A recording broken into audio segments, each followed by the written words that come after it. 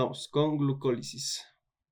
O también le pueden llamar, por si acaso, vía de Embden-Meyerhof. Bien, ese es otro nombre, pero ese nombre va más aplicado, ¿no? A las bacterias, ¿sí? Vía de Embden, así, Embden-Meyerhof. Bien, ese es otro nombre. Mucho ojo. Y aquí, pues, miren, la glucosa, sí, ingresa a la célula por sus transportadores. Bien, generalmente son los GLUTs, ¿no? Entonces, los GLUTs, sí, los transportadores de glucosa, recuerda que hay como 12, ¿no? Hay como que 12 GLUTs, bien, GLUTs, hay 12 GLUTs y no, perdón, más de 14, bien.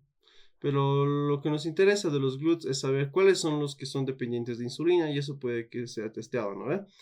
Los GLUTs que son dependientes de insulina, atención, es decir, requieren de esta hormona para poderse insertar en la membrana y así transportar, ¿no? Por difusión facilitada la glucosa dentro de las células. Ese es el fin, ¿no es cierto? Entonces, estos GLUTs, bien, estos GLUTs dependientes de insulina, bien, están generalmente en vesículas dentro de la célula y ante el estímulo de la insulina, pues se van a insertar como tal en la membrana celular. Bien, es como aquí. Bien, aquí está una vesícula, ahí está el transportador y cuando el transportador, la vesícula con el transportador se fusionan con la membrana plasmática, pues miren, ahora el GLUT está expresado, ¿no? Ahora está en la membrana donde va a permitir la entrada de glucosa. Aquí, sí, aquí participa la insulina, ¿bien? Permite esa translocación, eso es lo más correcto, ¿no? Que la forma más correcta en la que se dice, ¿no? Se transloca el transportador de la vesícula a la membrana. Bien, y estos, sí, esos GLUTs que sufren esta translocación se les llama dependientes de insulina y son los múltiplos, ¿sí? Y son los múltiplos de 4, ¿bien? Son los múltiplos de 4, es decir, el 4, GLUT 4, el GLUT 8 y el GLUT 12. Bien, mucho ojo, GLUT 4, 8 y 12. Bien, esos son los dependientes de insulina y necesitan de esta translocación para poder transportar glucosa dentro de las células. Ahora, una vez dentro de la glucosa, tiene que sufrir un encarcelamiento, un atrapamiento. Bien, la glucosa sí está dentro de la célula, pero podría volver a salir por difusión facilitada a favor de gradiente de concentración. Pero no lo hace porque la célula apenas entra la glucosa, bien, lo convierte en glucosa 6-fosfato. Bien, lo convierte en glucosa 6-fosfato. Y la glucosa 6-fosfato, sí, da lugar a 4 vías. Miren, uh, una vía hacia abajo, que es para la glucólisis. Bien, la glucólisis. Una vía hacia la derecha, que es el metabolismo del glucógeno, ¿sí? Netamente glucogénesis, glucogenólisis. Bien, hacia este lado, la vía pentosa fosfato. Hacia arriba, la gluconeogénesis. Bien, la glucogénesis de este lado, ¿no? Y hacia este lado, la glucogenólisis, ¿no? La glucogenólisis y ya está. Ahí lo tienen, chicos. Bien, son esas vías que vamos a ver el día de hoy. Vamos, vamos. Entonces, la glucosa 6-fosfato, atención, chicos, se isomeriza. Bien, antes, tal y como lo conocen, a la glucólisis, es verdad, de glucosa a 2 moléculas de piruvato, todos los pasos, atención, son, hemos dicho, reversibles, excepto 3. Bien, hay 3 pasos que son netamente irreversibles. Bien, es decir, solo son de una sola dirección. Son estas flechas rojas. Bien, y aquí interviene una enzima que llamamos a la exoquinasa, ¿no? La exoquinasa tiene 4 isoformas, tiene la 1, la 2, la 3 y la 4. Bien, las exoquinasas convierten la glucosa en glucosa 6-fosfato. Lo fosforilan a nivel del carbono 6. Bien, lo fosforilan al nivel del carbono 6. Y bien, ¿qué es lo que debemos saber de estos? Un ratito. Bien. Hemos dicho exoquinasa 1, el 2, el 3 y el 4, ¿no? La exoquinasa 4 la conocemos como la glucoquinasa, ¿verdad? La exoquinasa 4 se le conoce como glucoquinasa y esta glucoquinasa es hepática, no te olvides. La glucoquinasa es hepática y también se encuentra en las células beta pancreáticas. Esas dos, ¿sí? Glucoquinasa, chicos, o la exoquinasa 4 solamente se encuentra en el hígado y las células beta pancreáticas. Bien. Listo, la glucosa 6-fosfato se va a isomerizar, ¿no? Por la fosfoglucosa fosfoglucoisomerasa, bien, a fructosa 6-fosfato. Chicos, aquí atención, bien, mucha atención. La glucosa 6-fosfato para poder convertirse en glucógeno, ¿no? Tiene que convertirse en glucosa 1-fosfato. Bien, esa reacción, si se lleva a cabo, ¿no? Es un proceso reversible, por si acaso, de ambas direcciones, por otra enzima, que es la fosfoglucomutasa. Y no te olvides, ¿bien? Fosfoglucomutasa convierte la glucosa 6-fosfato en glucosa 1-fosfato. En cambio, la fosfoglucoisomerasa la convierte en fructosa 6-fosfato. Esas dos enzimas se suelen confundir y ya te estoy diciendo cuál pertenece a cuál. Bien, la fosfoglucomutasa está más involucrado con el metabolismo del glucógeno y la fructosa 6-fosfato, ¿no? Está más involucrado con lo que es la glucólisis. Bien, listo. Segundo paso irreversible de 3. Bien, el siguiente paso irreversible, atención, es la PFK1. Bien, la fosfofructoquinasa 1. La fosfofructoquinasa 1, bien, que ven aquí, bien, convierte la fructosa 6-fosfato en fructosa 1,6-bifosfato. Bien, este paso es irreversible, de una sola dirección. Bien, ahora aquí va a intervenir una liasa, bien, una liasa que va a convertir la fructosa 6-fosfato en gliceraldehído 3-fosfato y dihidroxiacetona-fosfato. Bien, es la aldolasa, atención, la aldolasa A, ¿no? Perdón, la aldolasa B. Bien, la aldolasa A es de otra vía. Bien, la aldolasa B. Listo, entonces ahí está. Estamos clivando esta fructosa 1,6-bifosfato en moléculas de 3 carbonos. Bien, en moléculas de 3 carbonos. Ahora, el gliceraldehído 3-fosfato, por una serie de pasos, bien, va a terminar en piruvato, ¿no es cierto? Va a terminar en piruvato. Ahora, el último paso, bien, el que ven aquí, el de fosfonol piruvato a piruvato, bien, es un paso irreversible. Bien, irreversible. Aquí interviene lo que llamamos a la piruvatoquinasa. Bien, aquí interviene la piruvatoquinasa.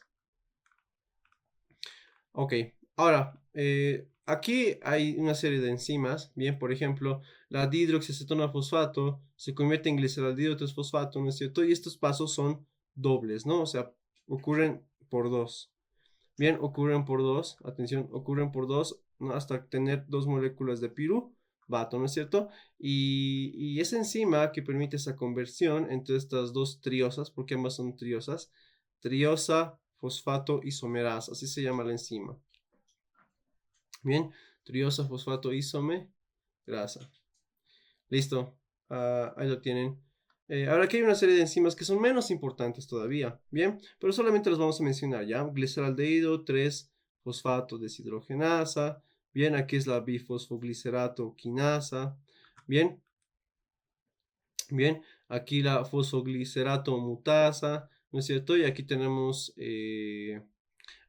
por ejemplo, la enolasa, bien, muy importante. La enolasa sí hay que mencionarla porque la enolasa es la que es inhibida, atención, por el flúor, bien. Es inhibida por el flúor, bien.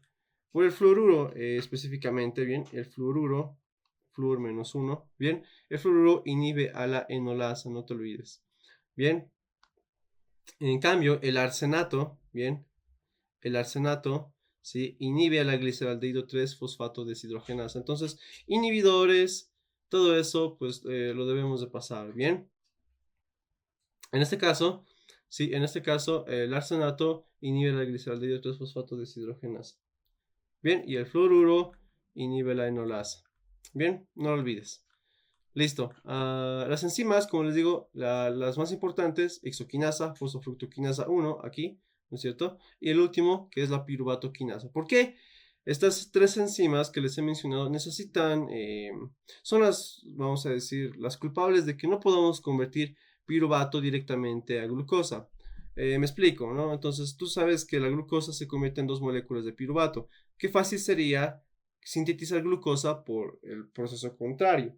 No se puede, ¿bien? Y no se puede porque hay tres pasos, 1, 2, 3, que son irreversibles. Los demás son reversibles, podemos revertirlos, pero estos tres pasos irreversibles nos están fregando. Entonces, para poder vamos a decir, superar estos 3 pasos irreversibles, necesitamos otros pasos, ¿no? Que sirvan de derivaciones o shunts, ¿no? Que eviten estos 3 pasos irreversibles. Necesitamos 3 pasos.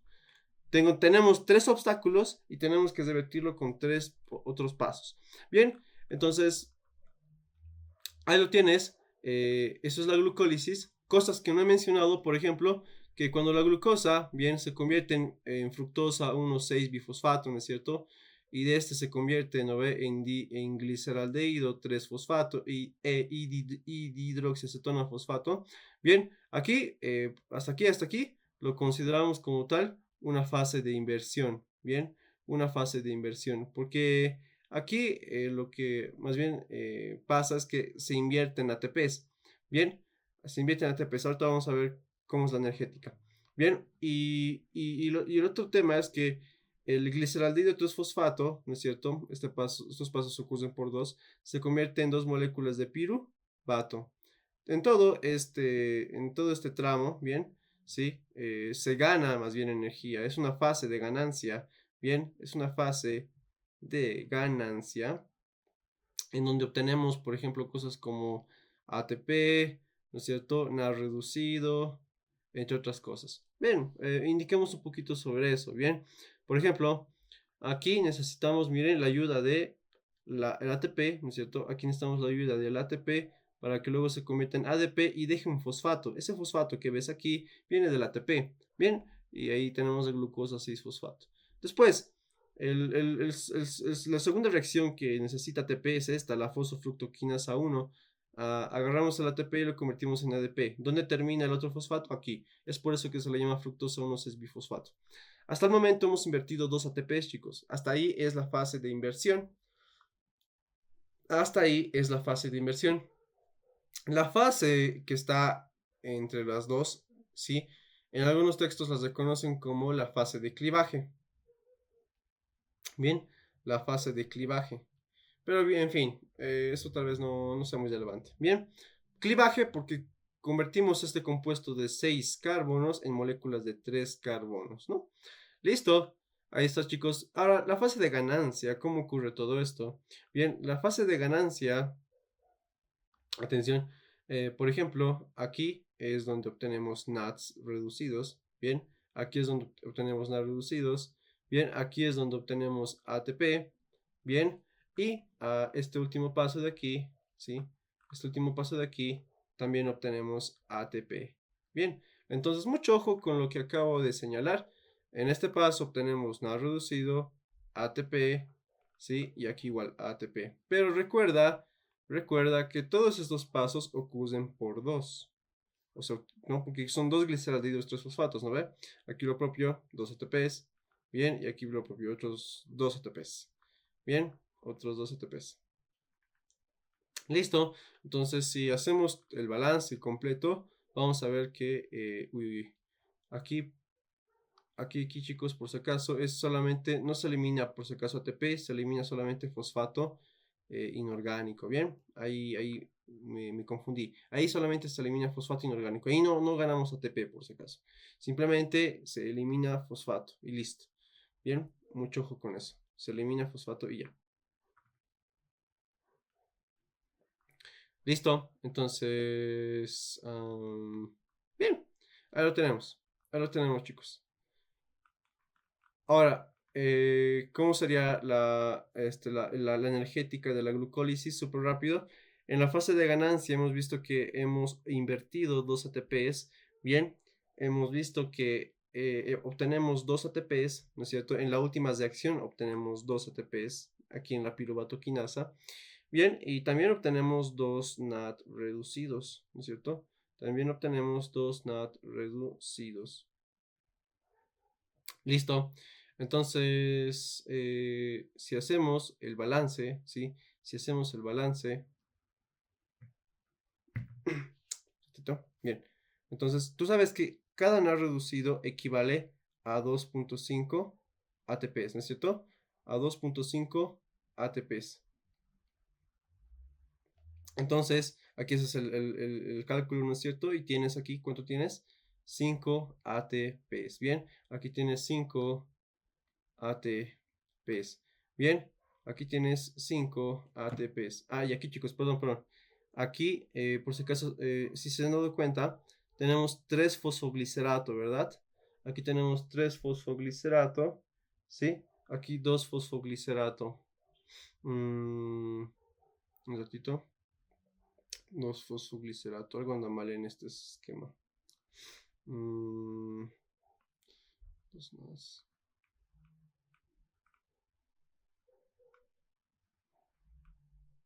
Ah, ya. No. Estaba bien, chicos. Me estoy confundiendo otra vez. Aquí, como les dije, habíamos obtenido 2 ATPs, ¿bien?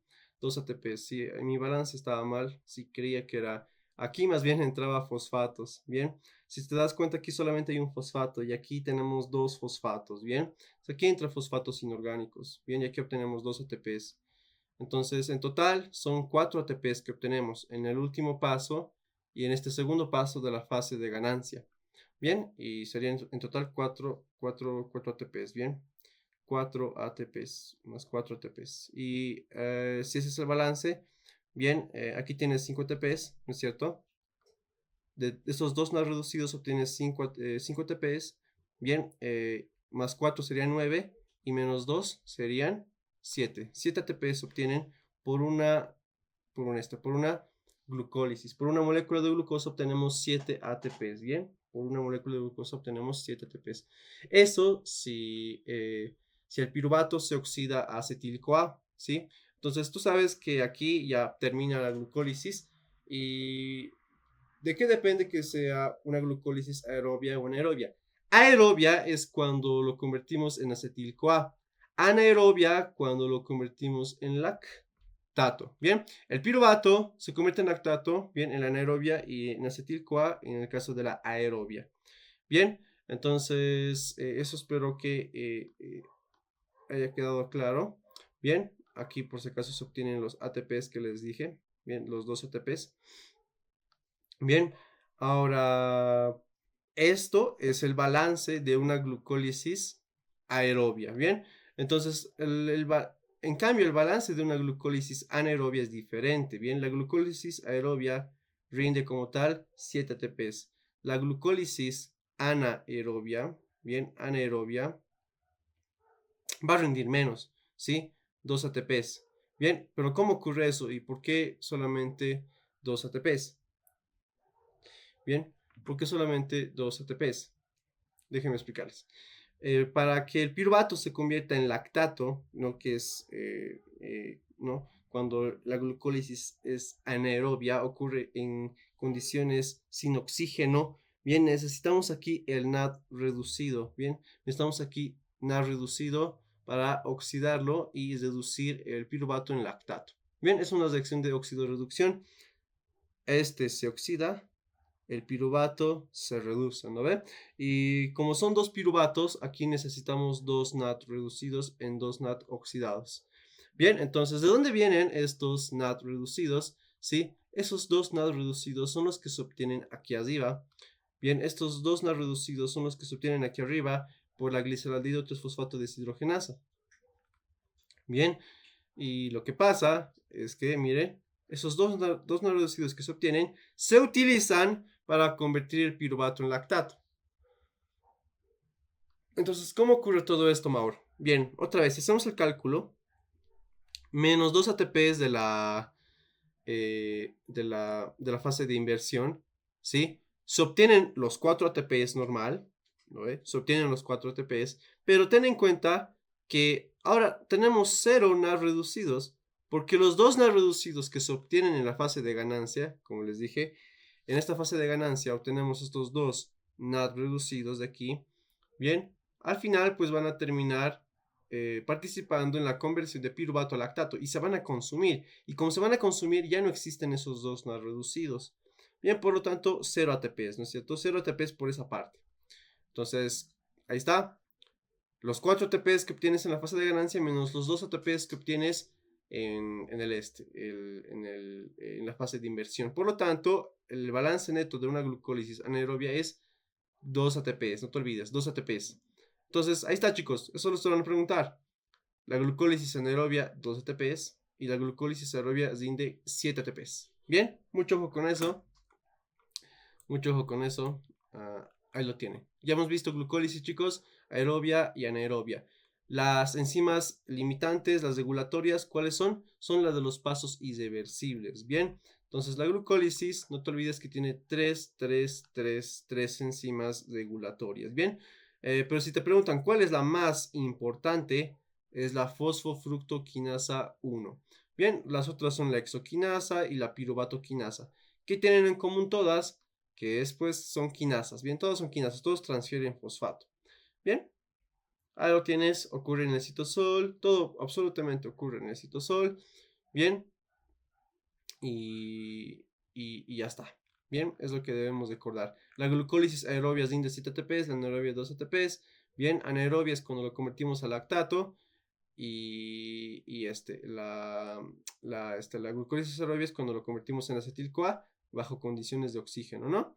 Listo. ¿Qué pasa con el lactato? ¿Ahí termina? No. El lactato pues va a reducir el pH del medio, va a provocar acidosis en el plasma, ¿no? Puede provocar acidosis intracelular y puede llegar a desnaturalizar proteínas. La acidosis es cosa seria, chicos, no es nada que hay que tomarse de manera ligera. Bien, el lactato, sí, que se produce en las células, sí, puede ser por hipoxia, ¿no? Como les dije, en condiciones anaerobias, pero hay órganos que realizan lactato de manera, que realizan la glucólisis anaerobia de manera normal, es decir, convierten con relativa frecuencia el piruvato en lactato. Eso ocurre eh, en dos células principales, ¿bien? Uno son los eritrocitos y el otro es el músculo esquelético. Producen lactato, bien, en condiciones fisiológicas. Claro, porque el eritrocito no tiene mitocondrias, ¿de dónde va a sacar ¿no? Ese sistema para convertirlo a acetil-CoA? No lo tiene porque no tiene no tiene la mitocondria, ¿no? Y el músculo esquelético, sí, durante ejercicio, ¿no? Y lo que sentimos con una maculuca o fatiga muscular es porque lo que sentimos como fatiga muscular, perdón, es esta acumulación de lactato. Bien, y es porque el piruvato lo convertimos en lactato de manera más abundante durante el ejercicio. Bien, entonces, aquí quiero llegar con esto, que el eritrocito produce lactato, el músculo esquelético también lo produce. El lactato ahora puede terminar en el hígado. Ahora sí lo podemos transportar en el hígado, al hígado para realizar la gluconeogénesis. ¿Para qué? Para convertirlo a glucosa. Bien, para convertirlo a glucosa. Gluconeogénesis es lo que vamos a ver dentro de un rato. Bien, listo. Ese es uno de los destinos del piruvato. El otro destino del piruvato es convertirlo a acetil-CoA. El otro destino es convertirlo en alanina. Mauro, ¿cómo ocurre esto de la alanina? Bien, lo que pasa es que tú aquí tienes glutamato. Bien, el glutamato es uno de los aminoácidos que participa en el catabolismo de los... Es el aminoácido que más participa, chicos, en el catabolismo de aminoácidos. Es decir, en su degradación. ¿Sí? Es decir, en su degradación. Pero en fin, el glutamato aquí se va a convertir en alfa-cetoglutarato. Esta es una reacción, por si acaso, reversible, ¿sí? Al igual que la conversión de piruvato en lactato, ¿sí? Que igual es reversible. Bien, la de piruvato a alanina es igual reversible. Bien, alfa-cetoglutarato es aquí, ¿no? Alfa-cetoglutarato. Listo, ahí lo tienes. Glutamato, alfa-cetoglutarato, ¿no? Y piruvato a alanina. La alanina, atención, la alanina es el aminoácido más glucogénico, chicos. Es el aminoácido que se puede convertir en glucosa mucho más rápido y mucho más fácil. Bien, ¿cómo ocurre eso? La alanina, bien, ¿dónde se va a producir alanina principalmente? Sí, miren chicos, se va a producir, por ejemplo, en músculo esquelético, bien. ¿Por qué en el músculo esquelético, Mauro? ¿Por qué produciría alanina en el músculo esquelético? Bien, por dos razones. Por dos razones. La alanina es uno de los aminoácidos más abundantes en el músculo esquelético, juntamente con otros aminoácidos simples y otros aminoácidos de cadena ramificada. Es decir, el músculo esquelético es abundante en GABLI. Bien, y la alanina es producto, ¿no? ¿Cómo lo obtiene el músculo esquelético? Es por proteólisis, ¿bien? Por alguna razón, el músculo esquelético está realizando proteólisis, ¿no? Puede estar realizando proteólisis. Por ejemplo, no sé, ayuno prolongado, inanición. Bien, entonces los individuos tienden a consumir sus mismas proteínas, ¿no es cierto? Pero bueno, eso es lo que les trataba de transmitir, que aquí se produce alanina. Y la alanina sale, ¿sí? Sale y termina en el hígado. Bien, termina en el hígado. Y el hígado, ¿qué es lo que va a hacer? Va a hacer gluconeogénesis. Va a convertir esta alanina en glucosa.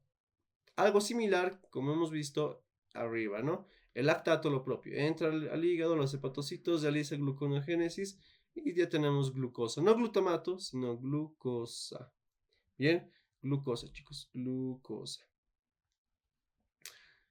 Solamente que en este caso no utilizamos lactato, sino alanina, un aminoácido glucogénico. Y glucogénico se le dice porque justamente tiene esta capacidad de convertirse en glucosa. Bien. Y listo, esta glucosa puede regresar, por ejemplo, al músculo esquelético, ¿no? Esta glucosa puede volver al músculo esquelético, puede volver al eritrocito, ¿no es cierto? Para seguir alimentando a estos órganos. ¿Bien? A esto le llamamos, atención, a esto le llamamos ciclo de Cori. A esto le llamamos ciclo de Cori. El ciclo de Cori no es nada más que una comunicación entre órganos productores de lactato y el hígado. ¿Cuál es la comunicación? ¿Qué le dice el eritrocito y el músculo esquelético al hígado? ¿Sabes? Toma mi lactato y producime algo de glucosa, ¿sí? Y luego dámelo, ¿bien? Dame esa glucosa. Ese es el ciclo de Cori. El eritrocito y el músculo esquelético le dan mucho lactato al hígado para producir glucosa a partir de él. Bien, en cambio, este ciclo que ven abajo es el ciclo de Cahill. Bien, el ciclo de Cahill. Y este ciclo de Cahill, ¿qué te está diciendo? ¿Sí? No es nada más que una comunicación, ¿sí? Entre el músculo esquelético y la gluconeogénesis. ¿Qué ocurre? Que el músculo esquelético, ¿sí? Al realizar proteólisis, no sé por qué el individuo no está comiendo nada, no sé, tiene una neoplasia, ¿no? O está con desnutrición, yo qué sé, pero se está empezando a realizar la proteólisis, ¿no? Y ¿qué pasa? Que aquí se está liberando varios aminoácidos. Y el aminoácido más importante es la alanina, porque es el más glucogénico, ¿sí? La alanina puede entrar a la gluconeogénesis y convertirse en glucosa. ¿Cómo? Ustedes me dirán. ¿Cómo, Mauro? O sea, explica un poco más. Ahorita lo vamos a ver en gluconeogénesis, pero aquí está el primer paso que ustedes no deben ignorar, ¿sí? Miren que estos pasos son reversibles. Por lo tanto, cuando estos llegan al hígado, bien, cuando estos llegan al hígado, el lactato, por ejemplo, al llegar al hígado se convierte en piruvato por esta reacción reversible. Bien, ¿cuál es la enzima, mamá Mauro? ¿Cuál es la enzima que se encarga de convertir el piruvato en lactato o viceversa? La lactato deshidrogenasa. Bien, la lactato deshidrogenasa, chicos, ¿sí? Cataliza esta reacción reversible. Aquí es la ALT, la alanina aminotransferasa. Alanina aminotransferasa. Bien, el ALT. Y es reversible, ¿no? Listo, chicos, ahí está. Y el piruvato, sí, el piruvato, pues entra a una vía interesante, sí, que conocemos como la gluconeogénesis. Entonces, todo lo que ves de azul es gluconeogénesis. Bien, chicos, ¿alguna duda hasta ahí?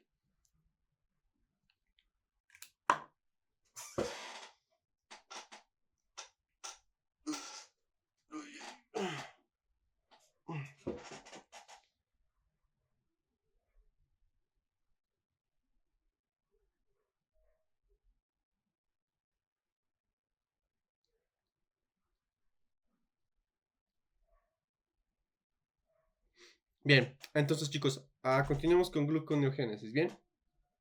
Un ratito.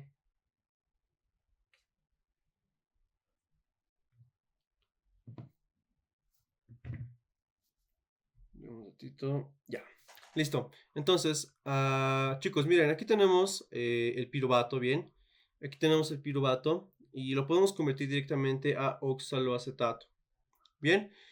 Gracias a una primera enzima de esta vía, ¿sí? aquí lo vamos a colocar, aquí vamos a colocar los detalles, ¿sí? Gluconeogénesis, bien,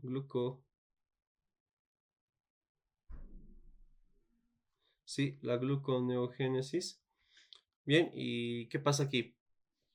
El piruvato al convertirse a oxaloacetato, bien, este es el paso más, pero más importante dentro de la gluconeogénesis, bien, gracias a la piruvato carboxilasa. La piruvato carboxilasa, esta enzima, necesita, ¿no? Como muchas carboxilasas que hemos visto hasta ahora, de hecho, esto lo hemos visto, una, la acetil-CoA carboxilasa de la síntesis de ácidos grasos, ¿sí? Recordarán que necesitaba ABC. Las carboxilasas necesitan ABC, bien, ATP, biotina y CO2, ¿recuerdan? ATP, biotina y CO2, ¿bien?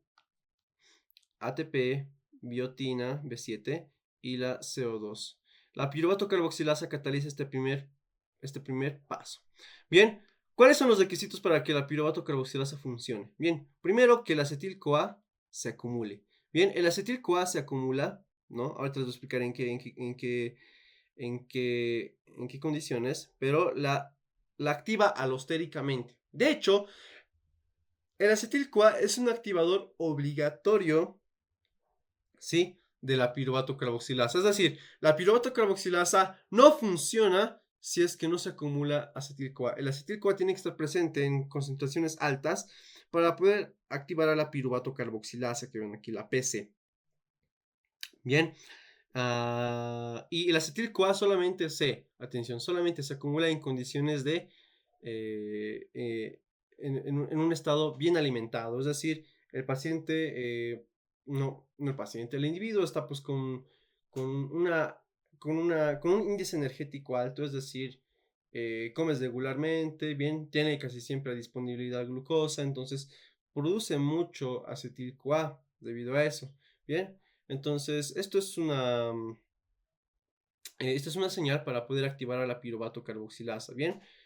Listo. Entonces, no te olvides, el acetil-CoA es un activador obligatorio, ¿bien? Es un activador obligatorio de la piruvato carboxilasa, ¿bien?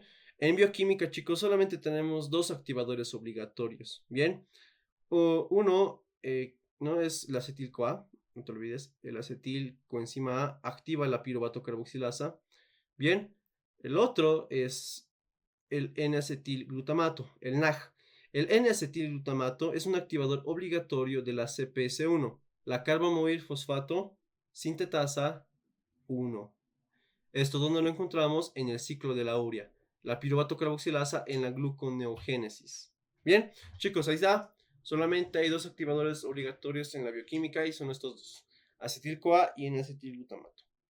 Bien, listo. Este primer paso ya está. ¿Sí? Pero, Mauro, ¿por qué existe este paso? O sea, explica cómo, cómo puede ocurrir eso. O sea, no sería mucho más fácil, ¿no? Y esto lo voy a abordar, chicos, para que sea mucho más limpio aquí. Bien, ¿qué pasa? Que el piruvato, bien, para convertirlo a fosfonolpiruvato, necesitamos que el proceso, ¿no? Sea reversible, pero no lo es. Recuerda que este paso es irreversible, ¿no? Es de una sola dirección. Entonces, de alguna manera hay que evitar este paso. De alguna manera hay que convertir este piruvato en fosfonolpiruvato, ¿sí o no? Este piruvato hay que convertirlo en fosfonolpiruvato. Por lo tanto, necesitamos, sí, atención, necesitamos, sí, otra vía. Y esta vía es relativamente larga para poder convertirlo a fosfonolpiruvato. Sigan la flecha azul, miren. Sigan la flecha azul. Solamente miren la flecha azul, miren. Piruvato, se convierte a oxaloacetato, malato, sale el malato, oxaloacetato y recién, miren. Toda esa vuelta para poder evitar ese paso. Bien. Entonces, esas primeras acciones pretenden, ¿no? Evitar ese paso. Listo. Ok. Ahora, una vez tenemos el oxalacetato, gracias a la malato deshidrogenasa mitocondrial, la malato deshidrogenasa mitocondrial agarra el oxalacetato y lo convierte en malato. Bien. El malato ahora se va a translocar, se va a lanzar, ¿no? Hacia el citoplasma por su lanzadera, hay una lanzadera de malato, la lleva afuera, bien, la lleva afuera al malato, ¿sí? Y el malato, atención, se convierte en oxalacetato. Otra vez. Pero Mauro, o sea, ¿no sería más fácil agarrar al oxalacetato y convertirlo directamente, y bueno, sacarlo directamente de la mitocondria? Pues no, sí, porque no tiene lanzadera, bien, no hay una lanzadera que lleve el oxalacetato directamente hacia afuera. Es por eso que hay que convertirlo en malato. El malato, una vez sale, se convierte otra vez en oxalacetato gracias a la malato deshidrogenasa, atención, la malato deshidrogenasa citosólica. Bien, el oxalacetato, las enzimas que están de negro, por si acaso, no son muy importantes, ya las últimas que mencioné. La piruvato carboxilasa sí. ¿Y qué necesita para funcionar? Igual. ATP, biotina y CO2 es muy importante. Bien, y el activador obligatorio, obviamente.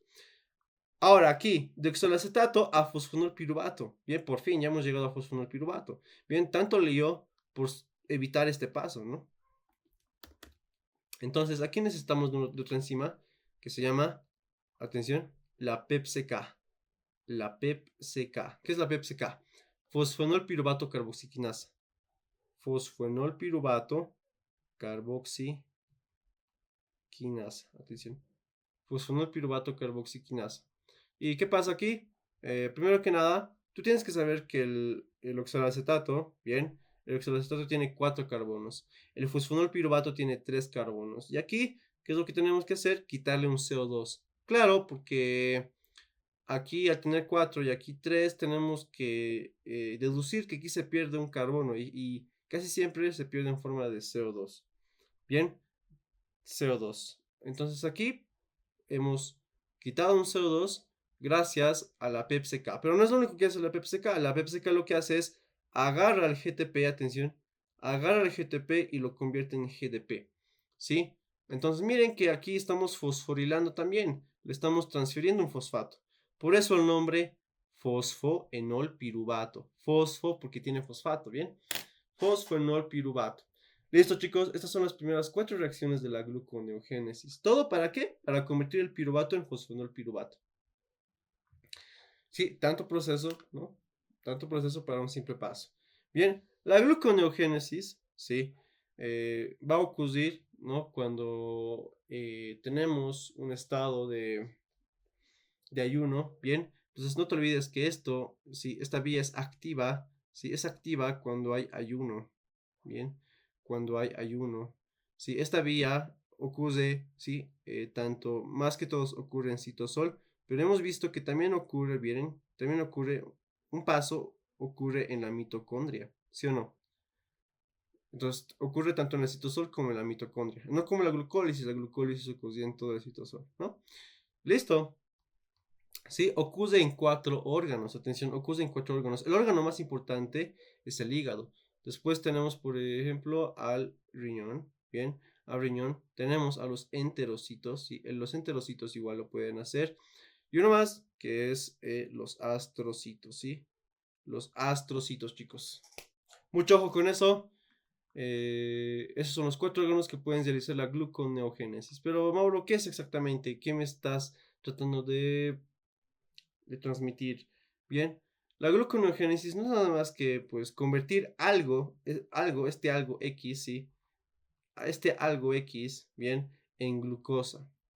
Bien, generalmente lo que tratamos de convertir en glucosa en la gluconeogénesis es pues una sustancia no carbohidrato o no glucídica, es decir, no tiene naturaleza de carbohidrato, ¿sí? No es glucógeno, no es fructosa, no es galactosa, no es mananos, no es arabinomanano, no es carbohidrato.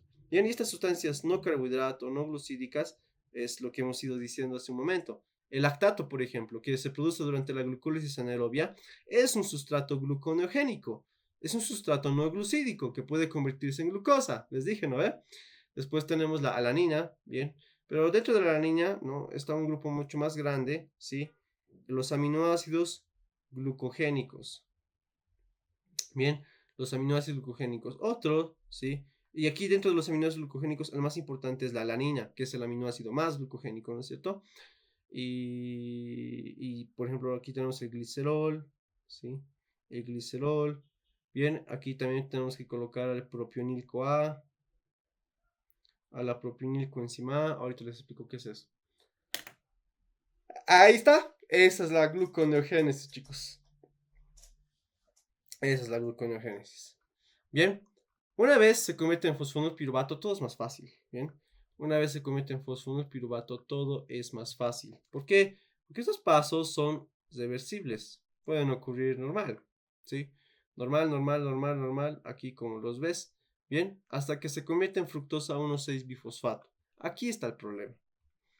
Aquí está el problema, porque este paso era, recuerden, irreversible, el de la fosfofructoquinasa 1. Bien, ahora tenemos que convertir en fructosa 6-fosfato. Y para eso vamos a requerir una otra enzima, ¿bien? Otra enzima. Esta enzima se llama fructosa 1,6-bifosfatasa. Es decir, le quitamos un fosfato, ¿no? Ya tenemos fructosa 6-fosfato. Esa es otra enzima gluconeogénica. ¿Sí? Y esta puede ser la más importante de todas, ¿bien? Esta es la más importante dentro de la gluconeogénesis. Ahora, después la fructosa 6-fosfato se puede convertir normal en glucosa 6-fosfato por la fosfoglucoisomerasa, una enzima reversible. Bien, y la glucosa 6-fosfato tenemos que convertirla en glucosa. Bien, tenemos que convertirla en glucosa. Este paso, por si acaso, ¿sí? Este paso, por si acaso, ocurre en el retículo endoplasmático liso. Y no sería posible a no ser, ¿no?, la presencia de esta enzima, la glucosa 6-fosfatasa.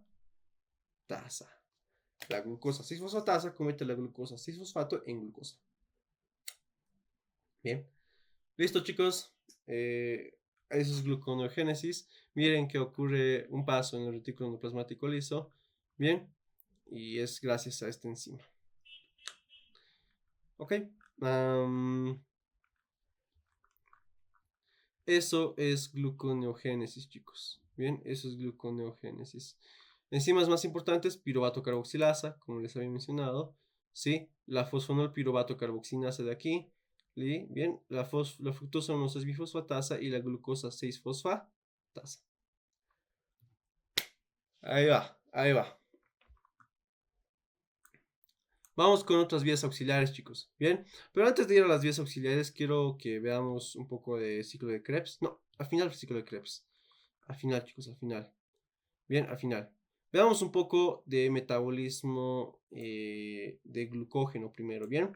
Veamos un poquito de metabolismo de glucógeno.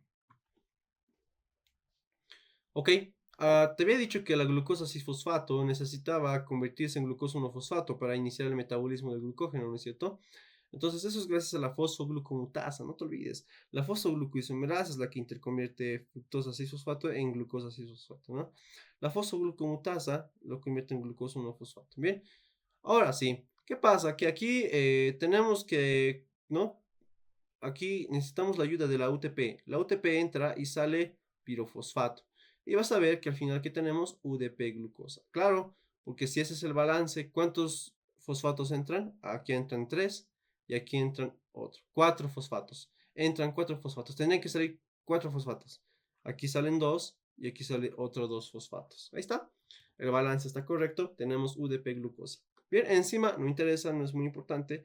Pero aquí tenemos una proteína que llamamos glucogenina. Bien, la glucogenina, ¿sí?, recibe estas UDP glucosas que se producen a partir del glucosa 1-fosfato.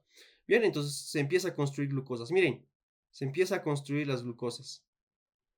Bien, las primeras 10, atención, las primeras 10 glucosas, ¿sí?, son añadidas por la misma glucogenina. La glucogenina tiene una actividad enzimática, ¿saben? Es una glicoproteína enzimática, ¿no? Y sobre la misma glucogenina empiezan a colocar cadenas de oligosacáridos, perdón, una cadena de oligosacáridos de hasta 10 glucosas, ¿bien? Hasta 10 glucosas, chicos. Bien, la glucogenina. Entonces ahí está. La G es de glucogenina y aquí son las UDPs glucosas. Miren, están entrando uno por uno aquí, ¿no? ¿Qué es lo que pasa posteriormente? Que tenemos el glucógeno, ¿bien? Tenemos aquí el glucógeno y ya pues, o sea, le hemos ido añadiendo, ¿no es cierto? Las primeras 10 glucosas por la glucogenina, ¿bien? Las demás glucosas lo voy a colocar de color verde. Lo de color verde es la continuación de otra enzima, ¿bien? Y se empieza a sintetizar el colágeno. Bien, ahí tenemos a la, atención, atención, la glucógeno sintasa. la glucógeno sintasa va a seguir sintetizando la cadena. Bien, pero también hay otra enzima que llamamos la enzima zamificadora. Bien, la zamificadora.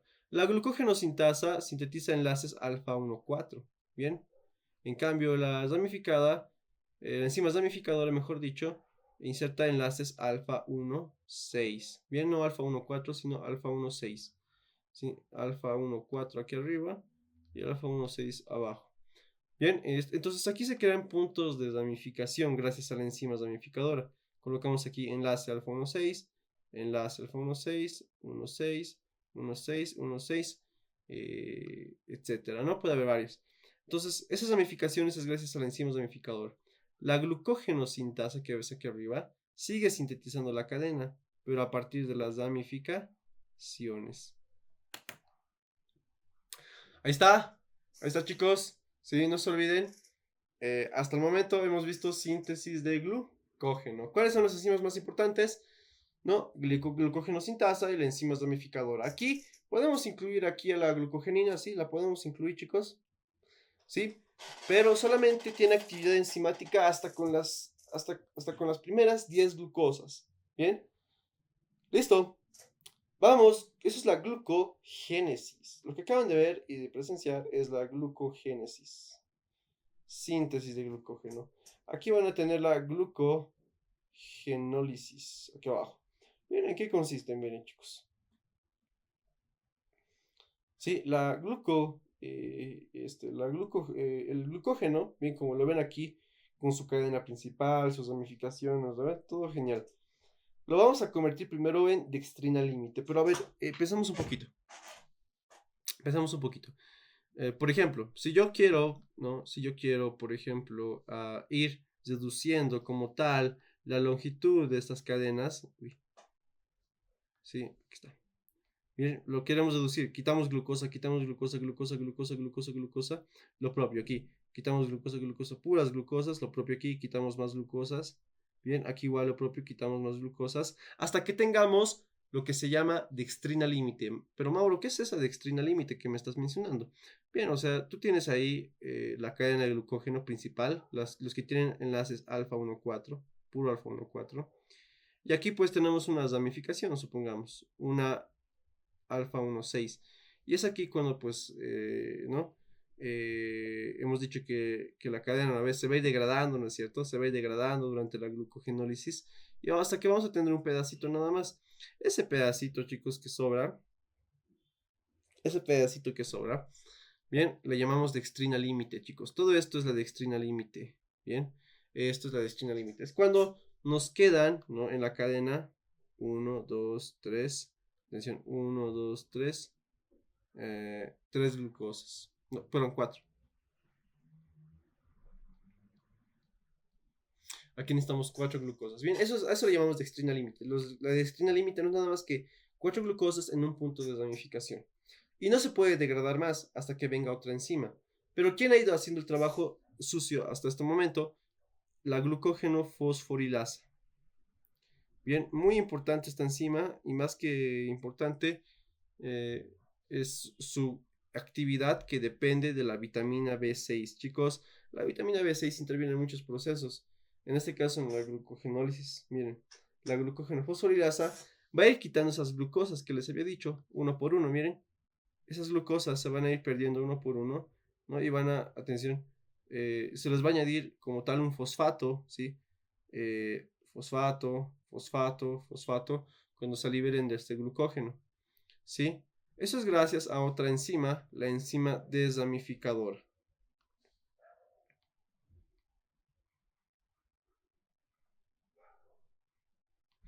Pero a lo que quiero que lleguen aquí es que se está eliminando las glucosas uno por uno, bien, como les había ido mostrando en el esquema, bien, hasta que tengamos 4 glucosas en los puntos de ramificación. No puede avanzar más la glucógeno fosforilasa, no puede. Solamente puede ir contra los extremos libres, así. Va a ir reduciendo el tamaño del glucógeno.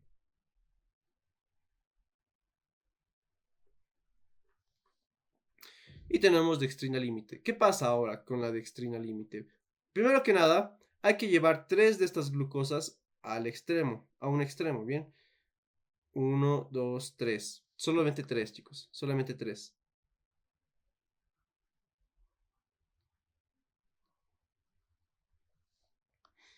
Solamente 3. ¿Y qué pasa con esta glucosa de aquí, que está en el punto de desamificación? A ese, sí, a ese, atención, a ese, pues se lo va a retirar, ¿no es cierto? A ese punto de ramificación se le va a retirar esta glucosa por una enzima desamificadora. Todo lo que acaban de ver, ¿sí? Todo lo que acaban de ver, mucha atención. ¿Qué era? Miren, tú sabes que aquí estaba la dextrina límite, ¿no es cierto? Aquí está el punto de ramificación y aquí están los cuatro, ¿no? Uno, 2, 3, 4. ¿Qué hemos dicho? Que 3 van a ir aquí. Uno, 2, 3.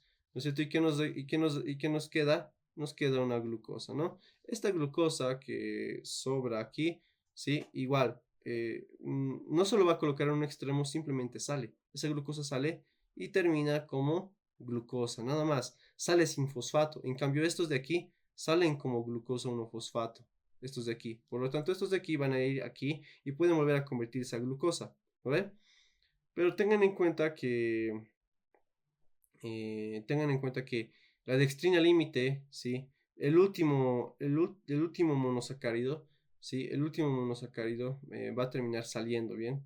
Va a terminar saliendo, pero no va a poder entrar como glucosa 1-fosfato, ¿bien? No va a poder entrar, chicos, como, ¿no? Como, como glucosa 1-fosfato. Simplemente se va a liberar como glucosa y ya, ¿sí? Ahí lo tienen.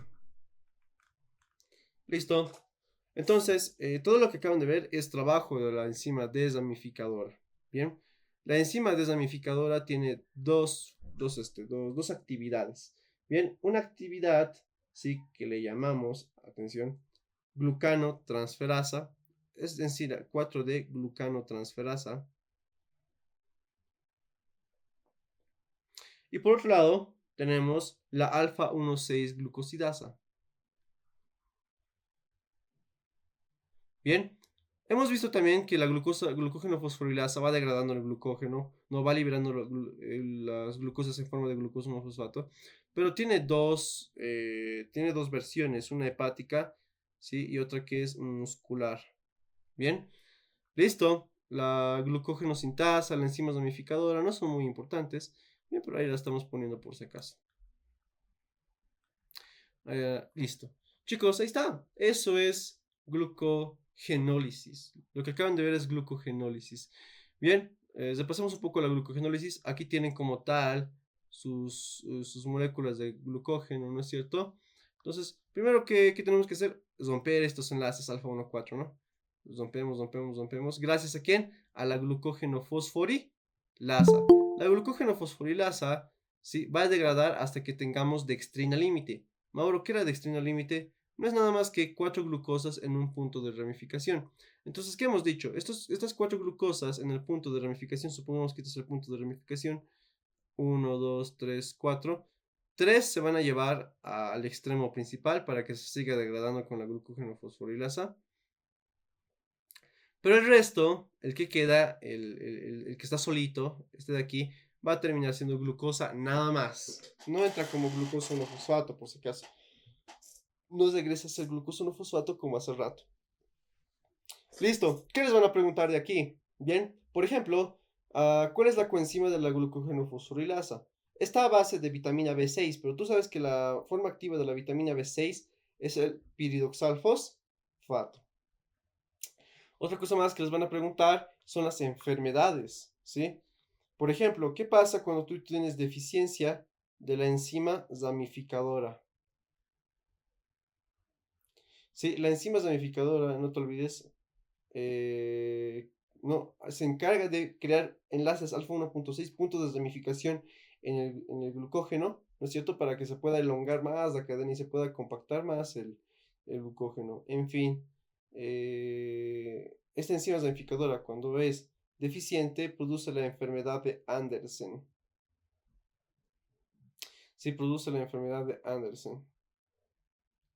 Bien, en cambio, si está deficiente la enzima desramificadora, si está deficiente la desramificadora, bien, es la enfermedad de Cori. Bien, es la enfermedad de Cori. Pero en cambio, ¿qué pasa si está deficiente la glucógeno fosforilasa? ¿Qué tal si está deficiente la glucógeno fosforilasa, ¿sí? Fosforilasa hepática. Bien, ¿qué pasa con la glucógeno fosforilasa hepática? Que cuando está deficiente produce la enfermedad de HERS. Bien, cuando está deficiente. Eso. Bien, eso, ahí lo tienen, chicos. A uno más, creo. Sí. Aquí tenemos, por ejemplo, la deficiencia de la enzima glucosa 6 fosfatasa. Atención, este igual se pregunta mucho. De hecho, se lo más preguntado. Bien, ¿cómo se llama la enfermedad en la cual está deficiente la enzima glucosa 6 fosfatasa? ¿Sí?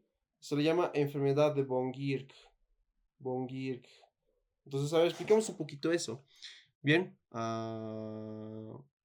Y aquí me estoy olvidando de uno más. Bien, por ejemplo, cuando está deficiente la otra enzima, la otra glucógeno fosforilasa, ¿sí? Cuando está deficiente la glucógeno fosforilasa muscular, ¿qué pasa? Va a dar lugar a la enfermedad de McArdle. Entonces, ¿cómo te vas a recordar? ¿Sí? ¿Cómo te vas a recordar? ¿Sí? ¿Cómo te vas a recordar? McArdle. Bien, entonces recordar así. M de McArdle con M de muscular. Deficiente provoca McArdle. Bien, en cambio, si tienes no, deficiencia de la glucógeno fosforilasa hepática, pues con H, ¿no? HERS. Hepático, HERS. Sí, es la deficiencia de esa enzima. Bien, eso puede provocar. Bien, ¿qué más? La enfermedad de von Gierk cuando es la glucosa 6-fosfatasa. De hecho, esta enzima es también gluconeogénica, ¿recuerdo? Entonces, ahí lo tienen, chicos. Sí, estamos llenando la tabla mucho, bien. La glucosa 1-fosfato se vuelve a convertir en glucosa 6-fosfato, ¿no? Se isomeriza. Y después, esta glucosa 6-fosfato se puede convertir en glucosa gracias a la glucosa 6-fosfatasa, ¿no? Sí, y eso es gracias al retículo. Bueno, este paso, por si acaso, ocurre en el retículo endoplasmático liso, ¿bien? En el retículo endoplasmático liso. Listo, ya hemos visto enfermedades, ya hemos visto glucólisis, ya hemos visto gluconeogénesis. ¿Qué nos falta? Vía pentosa fosfato, ¿bien? Nos falta la vía pentosa fosfato, mucho ojo. Sí, si les preguntan, ¿cuál es la enzima regulatoria de la glucogénesis? La glucogenosintasa, chicos, esta es la enzima regulatoria. Bien, esta es la enzima regulatoria. Un ratito, ahora sí. Bien, y lo que pasa posteriormente es que la glucosa 1-fosfato se convierte en glucosa 6-fosfato y gracias a la glucosa 6-fosfatasa en glucosa. Y esta glucosa puede salir, ¿no? A eso que llamamos glucogenólisis. Bien, la glucogenólisis. Listo, ahí lo tienen, chicos. Nos vamos a dar un break de 2 minutos, chicos. Tráiganse algo para tomar. Bien, 2, 3 minutos. Tráiganse algo para tomar y continuamos. Bien, vamos a continuar con vía pentosa fosfato, luego ciclo de Krebs.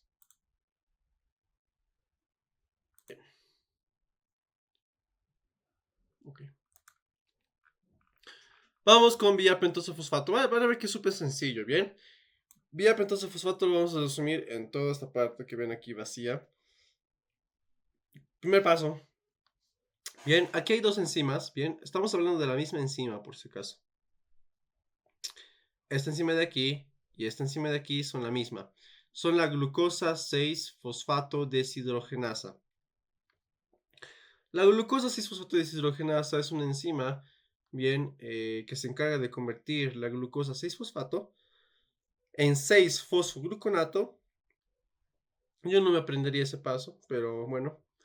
6-fosfogluconato y luego a ribulosa 5-fosfato. No ribosa, ribulosa. La ribulosa 5-fosfato, sí, es el producto final de esta primera parte. Bien, porque toda esta primera parte que han visto hacia arriba es la vía, atención, la vía oxidativa. Bien, aquí abajo tenemos la vía no oxidativa. Bien, entonces en este punto se ha oxidado, bien, por la glucosa 6-fosfato deshidrogenasa. Aquí, chicos, obtenemos dos cosas. NADP reducido, uno, y aquí también otro NADP reducido. Por cada oxidación que hemos hecho ahí, un NADP reducido. También, ¿qué ha pasado? Que se ha perdido un CO2. Se ha perdido un carbono en forma de CO2. Recuerda que la glucosa tiene 6 carbonos, la ribulosa 5-fosfato tiene 5. Entonces, ¿dónde terminó el otro carbono? En forma de CO2. Bien. La ribulosa 5-fosfato, atención chicos, ahora se convierte en ribosa 5-fosfato. Bien, y el destino de este depende. Bien, la ribulosa 5-fosfato puede terminar para la síntesis de ácidos nucleicos, ¿sí? Pero Mauro, o sea, ¿a qué te refieres específicamente síntesis de ácidos nucleicos? ¿Recuerdas que las purinas, pirimidinas siempre tienen las bases nitrogenadas siempre están asociadas a un azúcar y fosfato cuando se trata de los nucleótidos? Me voy a eso, ¿no? La ribosa 5-fosfato sí ayuda a la síntesis de ácidos nucleicos porque es el azúcar pentosa, ¿no es cierto? Es el azúcar pentosa. Bien, el azúcar pentosa. Me explico, ¿no? Entonces, esta es la ribosa 5-fosfato, supongamos. Ahí está. Esa es la ribosa 5-fosfato. ¿Te recuerdas que aquí le podíamos añadir, no es cierto, pirofosfato? Esto es el fosfodibosil pirofosfato. Y el fosfodibosil pirofosfato, chicos, es la base para construir las purinas. Pues sí. Bien. Entonces, a lo que voy es que son parte de los ácidos nucleicos, por lo tanto, son muy esenciales. Esta vía es esencial para producir ribosa 5-fosfato, chicos. Ese es el motivo de toda esta vía. Bien, ese es el motivo de toda esta vía.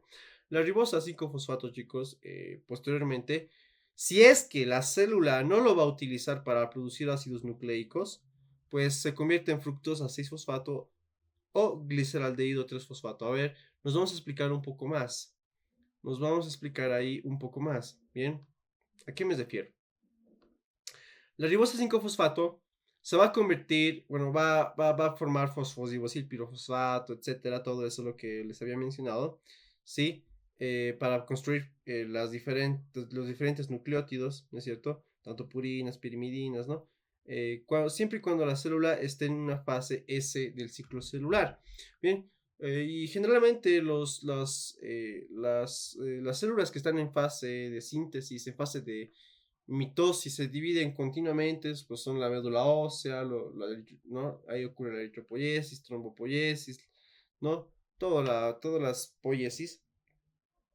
Bien, el epitelio, por ejemplo, se regenera cada rato, se está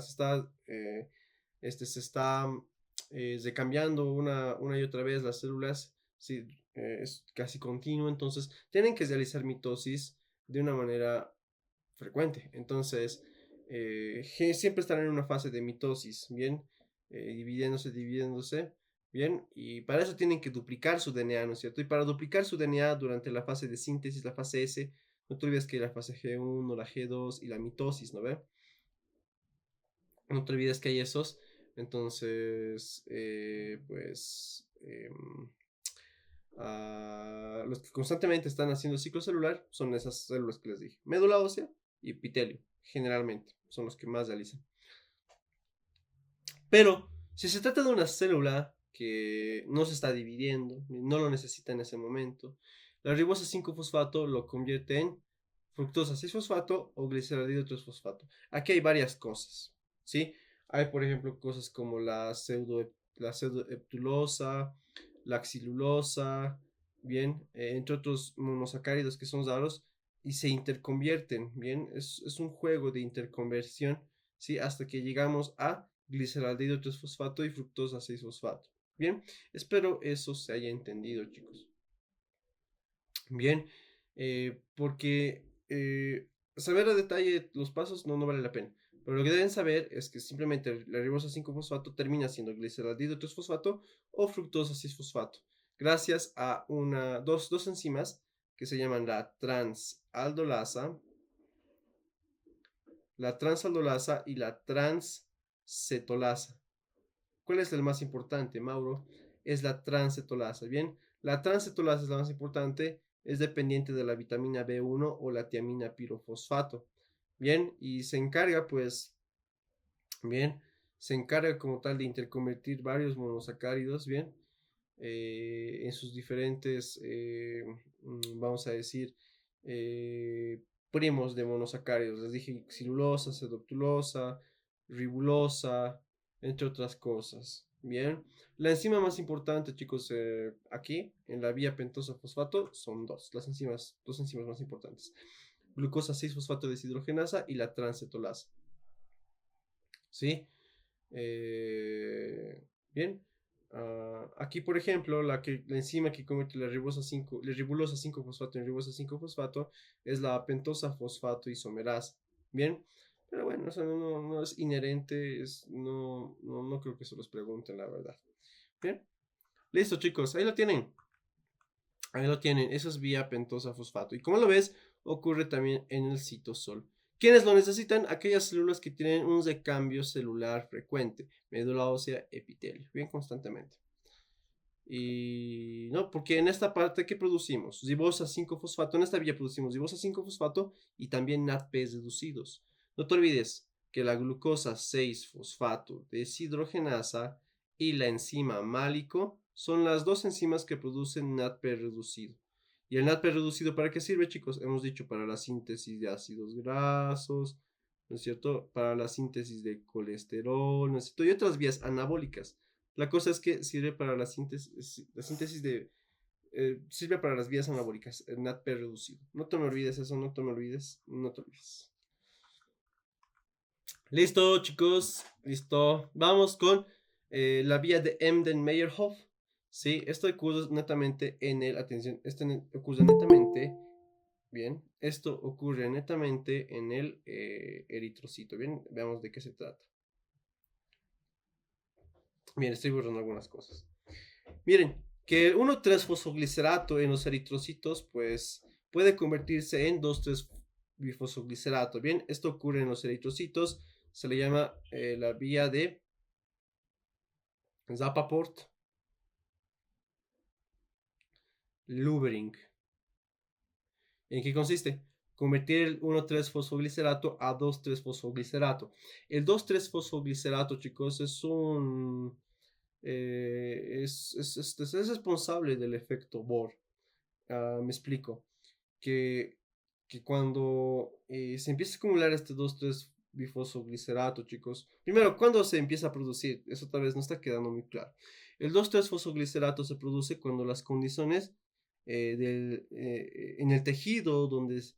Eh, sí, las condiciones donde está el eritrocito son muy ácidas. Es decir, tienen un pH ácido. Bien, tiene un pH ácido. No, por la producción de lactato. Si un tejido está produciendo mucho lactato, ¿no? Es porque está en condiciones de hipoxia, ¿no? O sea, le falta oxígeno. Entonces, el eritrocito eso lo interpreta como que ya, o sea, ya libera el oxígeno, hemoglobina. O sea, ¿para qué lo vas a tener? Este tejido necesita oxígeno, libéralo. Ese es el efecto de Bohr. Y el desencadenante, que es el pH. Un pH ácido estimula a esta enzima, sí, que se llama mutasa. Una mutasa, chicos. En sí es la bifosfoglicerato mutasa. Bifosfoglicerato mutasa. Bien. Y aquí, ¿sí? La otra enzima, la que comete la 2,3-fosfoglicerato, otra vez en 3-fosfoglicerato, bien, es como tal la bifosfoglicerato fosfatasa. Es una fosfatasa porque quita un fosfato. Fosfatasa, ¿bien? Ahí lo tienen, chicos. Ahí lo tienen. ¿Sí? Las condiciones acidóticas, ¿no? Vamos a decir, anaeróbicas del tejido, estimulan esta enzima, se produce 2,3-fosfoglicerato. ¿Y qué hemos dicho que es el 2,3-bifosfoglicerato?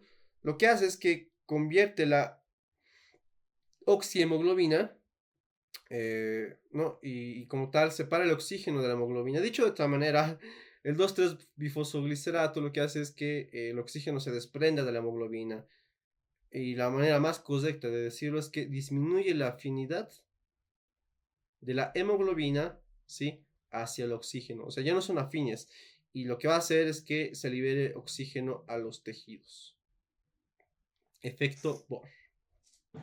Bien. Efecto Bohr, chicos. Y ya está.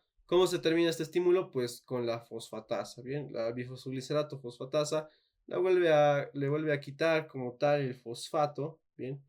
Y ya está. Y ya tenemos el 2-fosfoglicerato y podemos continuar con la glucólisis normal como ocurre normalmente en el eritrocito. Porque esto, como les dije, ocurre en el eritrocito, no te me olvides eso. Eso es vías de Paport-Lubering, no tienen que saber nada más. Bien, ya hemos visto, chicos, ya varias vías, ¿sí? Muchas vías. Hoy es el día de vías. Bien, aquí miren, vamos a empezar a escribir ciclo de Krebs y cadena de transporte de electrones. Así que mucha atención, bien. Ok, no te vas a olvidar de las diferentes enfermedades que hemos visto hoy. Enfermedad de Andersen, enfermedad de Cori, Hers, McArdle, bien, von Gierk. Son deficiencias enzimáticas, ¿verdad? Entonces no te olvides todo eso. Lo hemos visto aquí arriba, ¿no ven? Lo hemos visto aquí arriba. Aquí sí. La deficiencia de cada enzima, ¿qué enfermedad provoca? Bien, eso no te olvides. Listo. Un poquito repasamos sobre la enzima ramificadora. Creo que no lo expliqué muy bien. ¿Dónde estamos? Ahí está. Les dije que esto es la dextrina límite, ¿no ve? Entonces, primero que nada, le vamos a quitar 3, ¿no ve? Le vamos a quitar 3 glucosas, ¿sí? Quitamos 3 glucosas y ¿dónde lo colocamos? Bien, quitamos 3 glucosas, aquí está. Esas 3 glucosas, ¿dónde van a terminar? Aquí, ¿no? Aquí van a terminar. Y por otra parte, eso lo realiza, por si acaso, la 4D glucanotransferasa. La glucanotransferasa hace eso. Agarra estos tres y los coloca en la rama principal. La alfa 1,6 glucosidasa de la enzima desramificadora lo que hace es clivar esta glucosa a nivel del enlace alfa 1,6, que es el de la ramificación, ¿no es cierto? Entonces se empieza aquí a liberar glucosa, ¿no? En el medio. No termina como glucosa 1-fosfato, por si acaso. No, directamente como glucosa. Esta enzima elimina glucosas, pero sin fosfato. En cambio, la glucógeno-fosforilasa, eso hacía perfectamente, ¿sí? Como tal, los fosforilaba, los fosforilados a las glucosas y salían en forma de glucosa 1-fosfato. Y ya está. Listo, chicos. Vamos, ahora sí, vamos con ciclo de Krebs. ¿Ya? Vamos.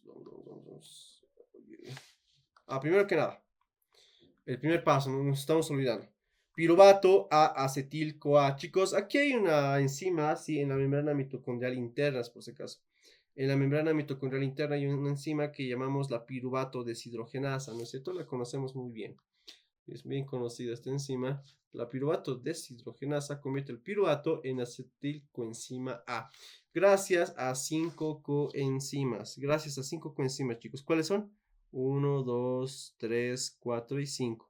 ¿Cuáles son? Las de lipoato, Fa de FAT, Na de NAT, Ti de tiamina pirofosfato, Cas de coenzima A. Fanática, es una enzima fanática, ¿no es cierto? La piruvato deshidrogenasa. ¿Dónde más la hemos visto? La vemos, por ejemplo, con la alfa-cetoglutarato deshidrogenasa de ciclo de Krebs. Igual es una fanática, ¿sí?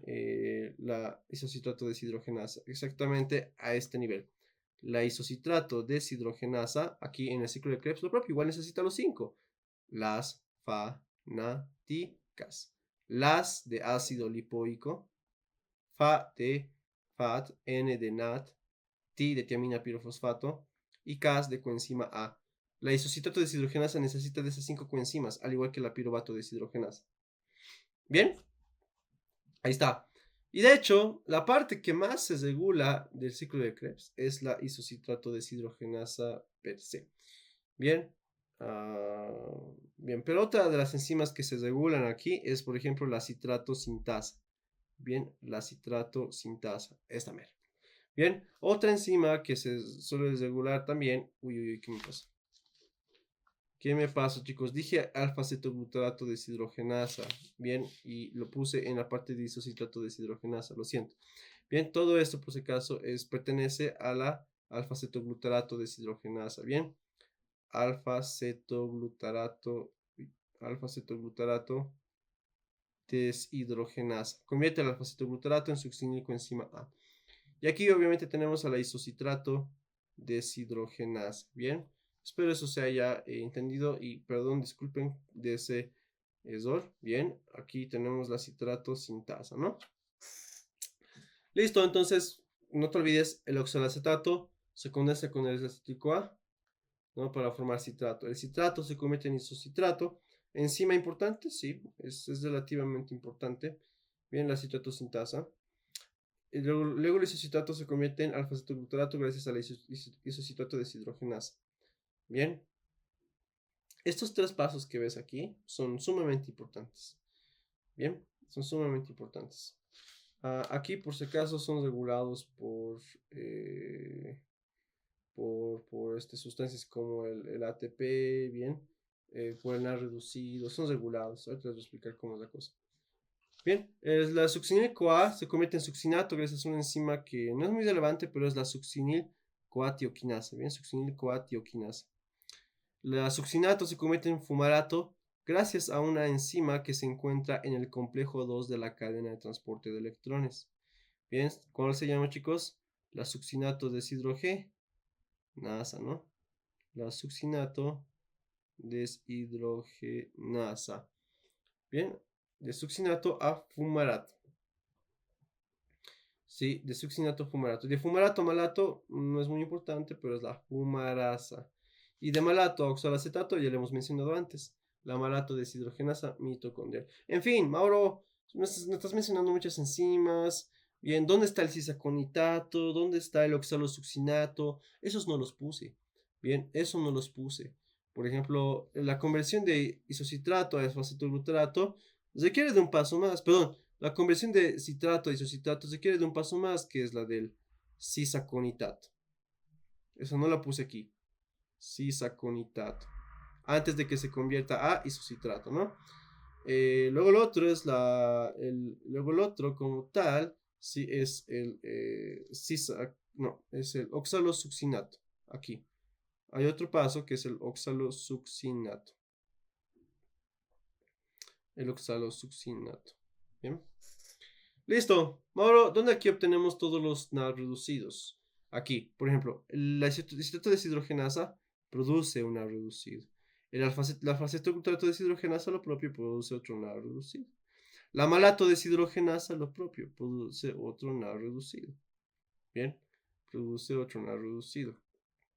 Ahora, Mauro, ¿dónde se produce el FAR reducido? Aquí. La succinato deshidrogenasa del complejo 2 de la cadena de transporte de electrones produce FAT reducido. Bien, FAT reducido. Y donde se obtiene como tal ATP es aquí. De succinilcoenzima a succinato, pues aquí se obtiene ATP o puede obtenerse GTP, pero en tejidos gluconeogénicos. El GTP se obtiene en tejidos gluconeogénicos. Ahí lo tienen, chicos, ahí lo tienen. ¿Sí? Pasos más importantes son estos dos. Tres, mejor dicho. Isocitrato deshidrogenasa, alfa-cetoglutarato deshidrogenasa y la citotosintasa. Por lo demás, yo no me preocuparía. Sí, estamos bien.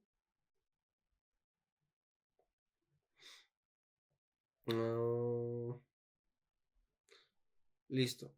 De hecho, ratito, veamos el balance energético aquí. Un momento, creo que algo no anda bien aquí. Sí, definitivamente. Aquí, chicos, aquí está por si acaso la citratosintasa, ¿sí? Aquí está la citratosintasa y aquí era la aconitasa, ¿bien? Aconitasa. Hagamos ese pequeño ajuste, chicos. Citratosintasa aquí es aconitasa, ¿bien? Listo. Ya, ahora sí estamos bien. Energéticas, súper rápido, no tienen que complicarse mucho. Glucosa a 2 piruvatos, 2 piruvatos a 2 acetil-CoAs. Bien, y las acetil-CoAs entran como tal al ciclo de Krebs, ¿sí o no? La glucosa, al convertirse en 2 piruvatos, puede convertirse en 2 lactatos, ¿sí o no? 2 lactatos. Ok, si seguimos esta vía de aquí, de glucosa a 2 moléculas de acetil-CoA, ¿Qué hemos dicho? Producimos 7 ATPs, ¿no? 7 ATPs, esa es la glucólisis aerobia. En cambio, si seguimos esta otra vía de glucosa a 2 lactatos, ¿sí? Que es la glucólisis anaerobia. ¿Y cuántos ATPs obtenemos? 2 ATPs, ¿no ven? ¿Qué más? La conversión de glucosa a dos moléculas de piruvato, ¿sí? Uy, uy, uy, uy. Hasta aquí son 7 ATPs, por si acaso. Hasta aquí son 7 ATPs. Bien. Y como tal, ¿no? Les dije que en la glucólisis se invierten 2 ATPs, obtenemos 4 ATPs, ¿sí? ¿Y qué más obteníamos? 2 NAD reducidos, ¿no? Listo, chicos. Pero en la glucólisis aerobia obtenemos como tal 7 ATPs. Glucólisis anaerobia, 2 ATPs. Listo. Espero eso se haya entendido. Bien, y la conversión de piruvato a acetil-CoAs, ¿no? Forma NAD reducidos. En total son dos, porque son dos piruvatos los que se convierten en acetil-CoAs. Ahí está, tenemos dos NAD reducidos. ¿Eso a cuánto equivale? Uy, ¿eso a cuánto equivale? A 5 ATP, ¿sí o no? 5 ATPs. Ahora, los acetil-CoAs, si cada acetil-CoA produce 3 NAD reducidos, ¿no? Un FAD reducido, como hemos visto hace rato, y también, eh, pues, un ATP o GTP, ¿no? ATP o GTP. Una cosa más, chicos, es que aquí se eliminan dos moléculas de CO2 por descarboxilación oxidativa. Oh, Mauro, ¿dónde rayos ocurre eso? ¿Dónde ocurren las descarboxilaciones oxidativas? La alfa-cetoglutarato deshidrogenasa, por ejemplo, ¿sí? Quita CO2. Y lo propio, la isocitrato deshidrogenasa, quita CO2. Bien, quita CO2. Ya está, chicos. Dos moléculas de CO2. En fin, pero lo que interesa es la energética, ¿no? Cada molécula de acetil-CoA, 3 NADs, un FAT y ATP y GTP. Esto, si haces las cuentas, 3 por 2.5 serían 7.5 más 1, 8. Esto es por 1.5 por si acaso, porque 1.5 equivale el FAT, ¿no? Y aquí por 1 nada más, ¿no? Entonces, si sumas todo esto, ¿qué es? 10 ATPs, ¿no?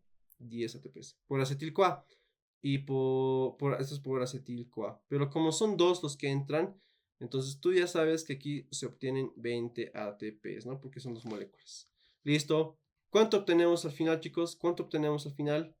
20 más 5 de aquí, ¿no? 20 más los 5 de aquí, ¿no? Más los 7 serían 32 ATPs, chicos.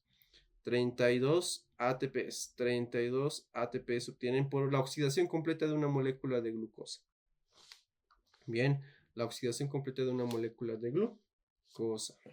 Listo, 32 ATPs. Pero van a ver que hay textos que dicen de 30 a 32. ¿Por qué dicen 30 y no solamente 32? Bueno, la diferencia es que la glucólisis, no te olvides que produce en su fase de ganancia 4 ATPs y 2 NAD reducidos. El problema es que el NAD reducido, chicos, tendría que ingresar a la mitocondria, ¿sí? Así está la mitocondria, ¿no? Entonces, los dos NAD reducidos tendrían que ingresar a la mitocondria para que se oxiden en la cadena de transporte de electrones y rindan los ATPs que les había mencionado. Tiene que hacerlo. Y de ahí pues vienen las diferentes lanzaderas. Hay dos lanzaderas aquí. ¿Sí? Una lanzadera de malato y otra lanzadera de glicerol fosfato. De glicerol 3-fosfato. Entonces, ahí va. Por la lanzadera de malato, esos dos NAD reducidos que se obtenieron en la glucólisis siguen siendo los dos NAD reducidos. Pero ¿qué tal si se lanzan con una lanzadera de glicerol 3-fosfato? Se convierten en dos FAT reducidos. ¿Me dejo entender? Se convierten en dos FAT reducidos. Entonces, ¿a qué me voy? Que se van a producir 30 ATPs, ¿no? Gracias a qué? 7 de la glucólisis, hemos visto 5 de la oxidación del piruvato en acetil-CoA, y 20 ATPs del ciclo de Krebs, ¿no ve? Ahora, ¿qué es lo que va a cambiar aquí?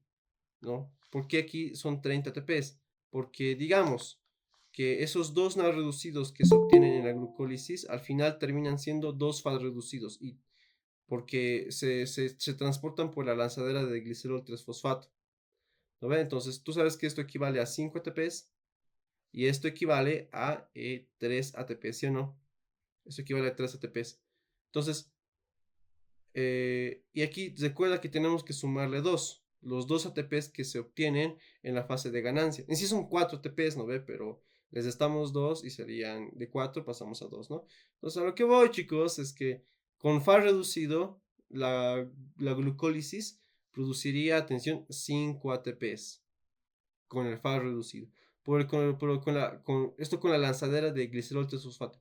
Pero con la lanzadera de malato serían 7 ATPs. Bien, serían 7 ATPs. Listo, chicos. Entonces, si es por esta vía, si es por estos 5 ATPs, por la vía de la lanzadera del glicerol 3-fosfato, tenemos 30, miren, 30 ATPs. Pero si fuera por la lanzadera de malato, serían 32 ATPs. Claro, porque son 7 de la glucólisis, 5 de la oxidación de piruvato acetil-CoA y 20 del acetil-CoA, de los acetil-CoAs. Y si sumas todo esto son 32. De ahí viene, chicos, esos 30, 32 ATPs, ¿no? Ahí lo tienen, chicos. Ahí lo tienen. Uy. Y eso, señoritas, caballeros, es ciclo de Krebs. Obviamente aquí hay que ver cosas como vías anfibólicas, ¿sí? Y eso lo vamos a ver ahorita. Miren, ¿en qué consiste? Miren, el acetil-CoA, no te olvides que se condensa con el oxaloacetato para formar citrato. El citrato se convierte en isocitrato, ¿no ve? Este se convierte en alfa-cetoglutarato. El alfa-cetoglutarato se convierte a succinil-CoA, de succinil-CoA a succinato, ¿no? De succinato a fumarato y de fumarato a malato. ¿No ve? Malato. Y ya está. Entonces, lo he hecho muy apretado. Bien, pero creo que va a servir. Por ejemplo, cuando el citrato sale de la mitocondria, inicia la síntesis de ácidos grasos, ¿sí o no? Eso hemos visto. Inicia la síntesis de ácidos grasos. En cambio, cuando sale el malato, chicos, ¿qué iniciaba? La gluconeogénesis. ¿No es cierto? Bien, ¿qué más debemos saber de todo esto? El alfa-cetoglutarato, chicos, puede convertirse en glutamato y el glutamato en glutamina. Por eso, Mauro, ¿no? Sabemos que los aminoácidos como el glutamato y la glutamina son no esenciales porque tú los puedes sintetizar a partir del alfa-cetoglutarato. ¿Cómo? Pues añadiéndole grupos, atención, grupos de amoníaco. Si les añades estos grupos de amoníaco, ya tienes como tal glutamato y glutamina. Bien, tienes aquí glutamato y glutamina. En cambio, miren, ¿qué es lo que pasa con el oxalacetato? Miren, ¿qué pasa con el oxalacetato? Lo puedes convertir a aspartato y de aspartato lo puedes convertir a asparagina. Ahí está. Por lo tanto, el aspartato y la asparagina son aminoácidos no esenciales. Claro, porque los podemos sintetizar en nuestro cuerpo añadiéndoles grupos amoníaco. Bien, mucho ojo con eso, mucho ojo con eso. Ahora, el succinil-CoA, chicos, atención, el succinil-CoA, sí, se puede, atención, condensar con la glicina, ¿para qué? Para formar ácido delta aminolebulínico, ¿no ve? Y este ácido delta aminolebulínico, ¿no? Se puede convertir en esto, por ejemplo, hidroximetilbilano, ¿no ve? Porfobilinógeno, todo lo que es la síntesis de hemo, ¿no ve? Hasta que tengamos hemo, chicos. Hemo.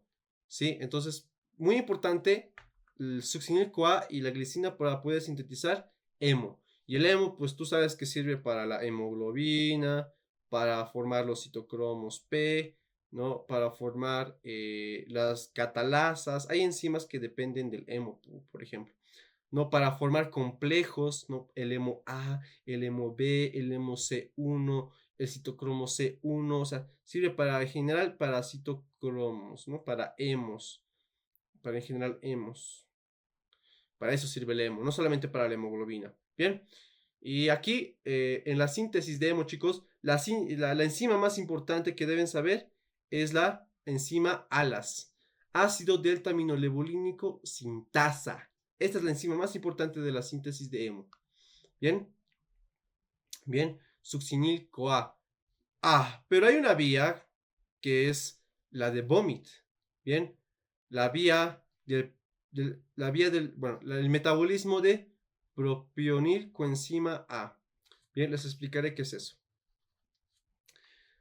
Este acrónimo que ves, VOMIT, ¿qué quieres reflejar? Valina, metionina, la isoleucina y la treonina son 4 aminoácidos juntamente con la O. La O es otra cosa, es de OZ. OZ significa impar. Son ácidos grasos de cadena impar. Bien, valina, metionina, isoleucina, treonina, y estos son los ácidos grasos de cadena impar. ¿Qué puede pasar con estos? Es que terminan en forma de propionil coenzima A. ¿Sí? Terminan en forma de propionilcoenzima A. Y esta propionilcoenzima A sí se puede convertir en metilmalonilcoenzima A, ¿no? Y este en succinil-CoA. En fin, estos vómit que ves aquí se pueden convertir en succinil-CoA gracias a la propionil-CoA y la metilmalonil-CoA. Esto les va a encantar, ¿sí? Porque te recuerdas que hemos visto carboxilasas hasta ahorita, ¿no ve?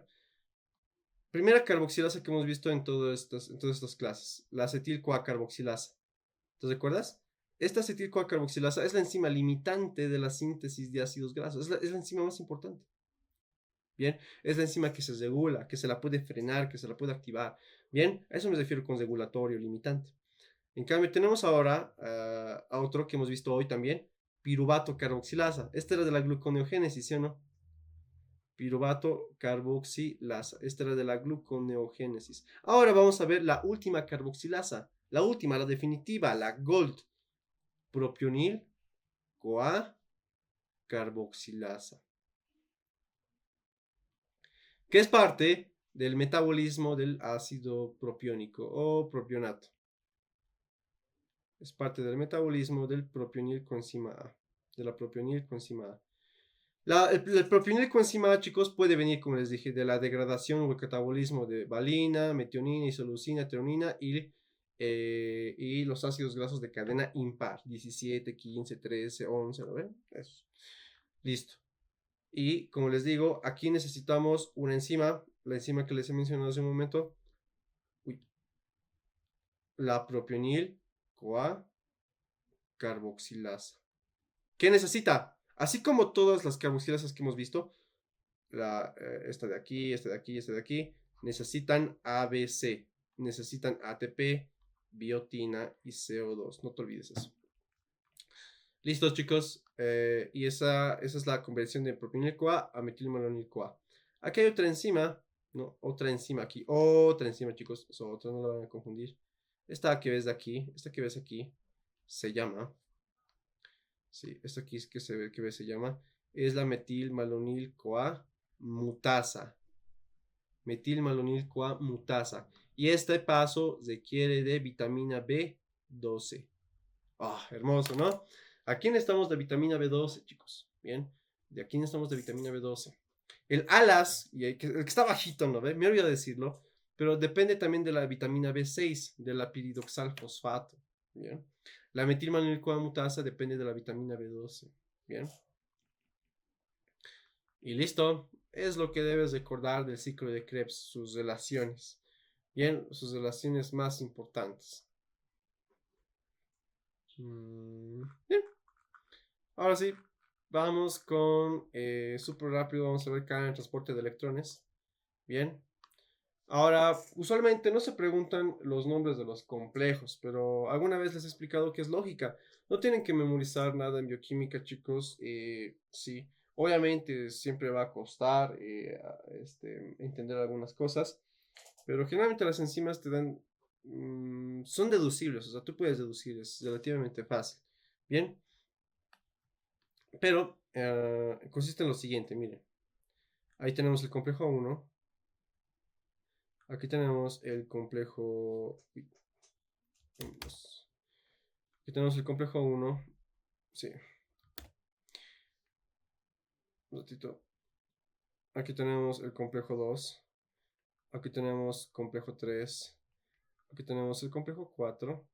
Y aquí tenemos, atención, aquí tenemos el complejo 5. Bien, el complejo 5.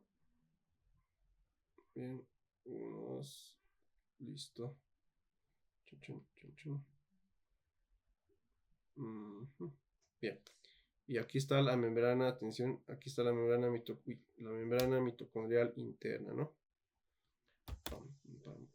Un ratito está trabando. Maldita sea.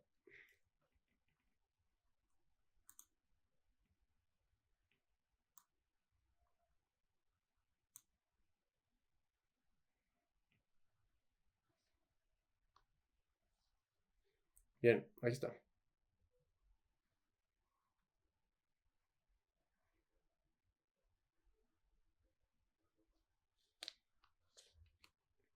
Ahí estamos.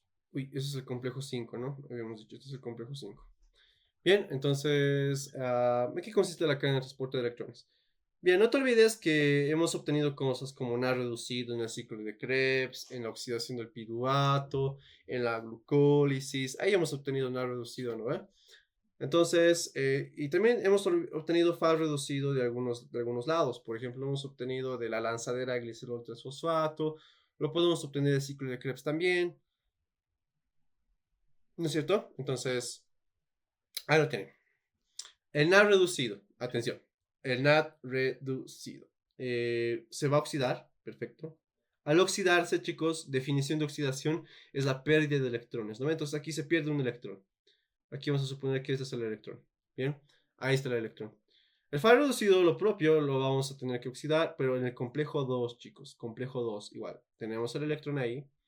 Aquí tenemos un rey, la coenzima Q o la ubiquinona. Bien, la coenzima Q que ves aquí, ¿sí? ¿De dónde viene, chicos, la coenzima Q? Viene del farnesilpirofosfato, ¿recuerdas?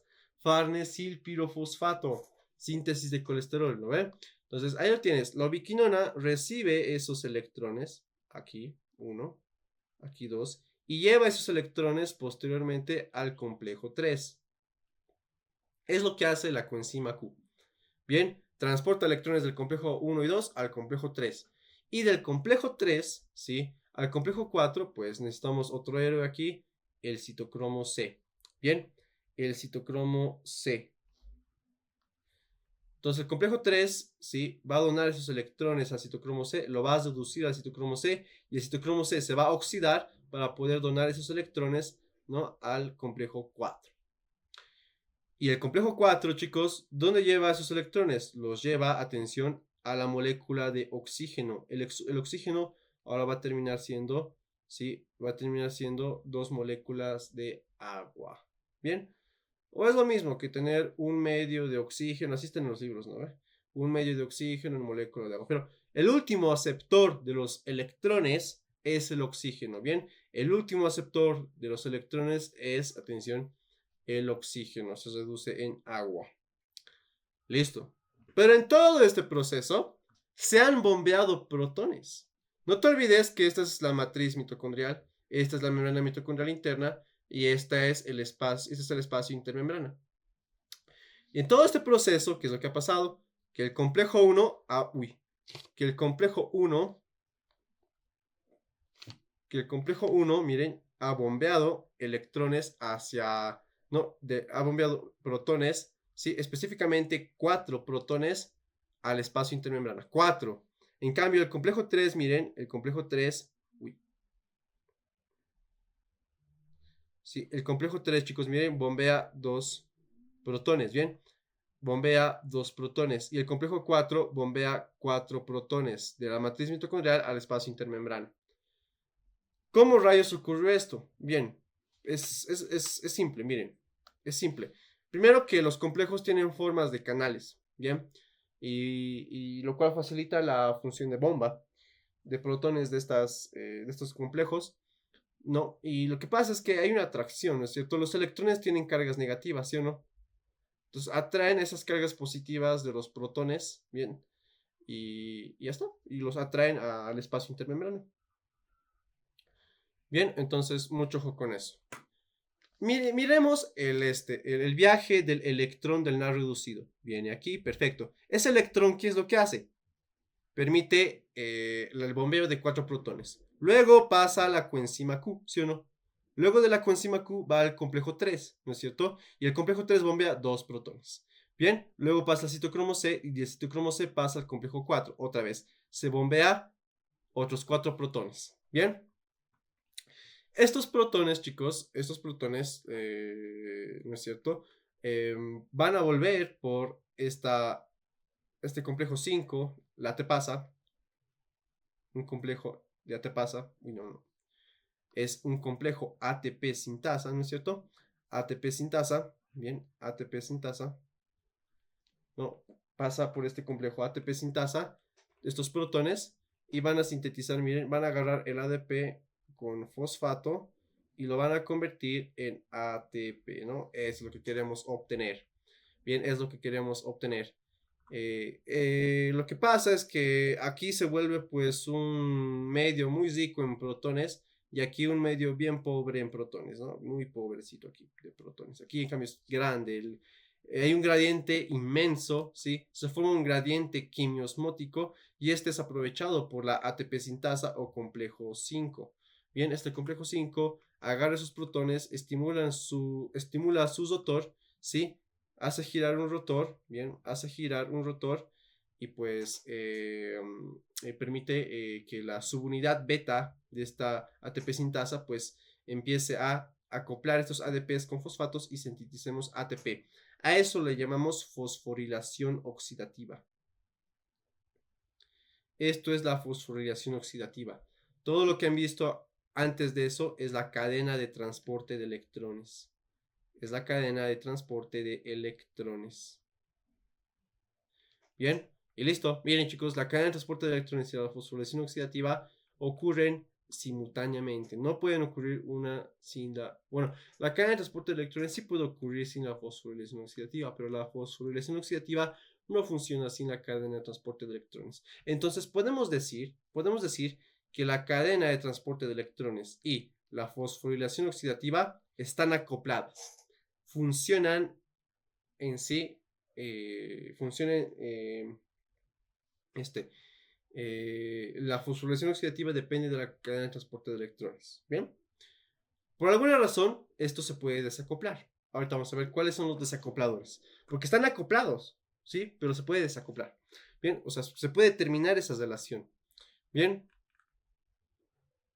listo. Ese es el destino del NAD reducido, ¿sí o no? Ese es el destino del NAD reducido. Y como has visto, el NAD reducido, ¿cuántos protones bombea? 10, 4, 4, 8, ¿no ve? Entonces el NAD reducido bombea, atención, el NAD reducido bombea 4 protones, ¿bien? El NAD reducido bombea 4 protones. Perdón, 10 protones, ¿no? 10 protones. Y tú sabes que para sintetizar un ATP necesitamos, ¿cuántos necesitamos ATPs?